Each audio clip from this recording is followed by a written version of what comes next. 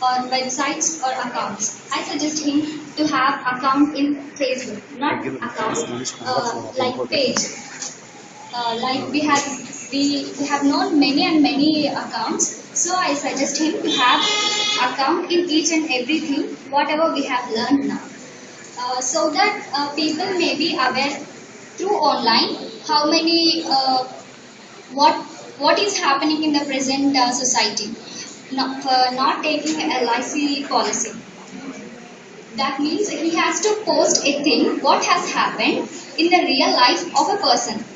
For example, if a person has met with an accident, he is not insured with LIC. Please don't speak immediately. Please listen to us.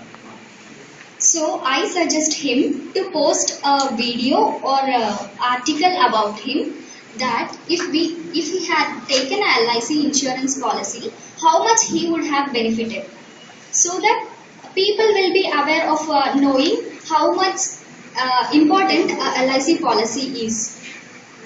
So I even suggest him offline marketing, because people, those who don't have aware, those who are not aware of social media or not educated, they will be knowing offline marketing, like conducting awareness programs through the branch offices all over the places, so that uneducated people will be knowing that how much important a LIC policy is for a human being.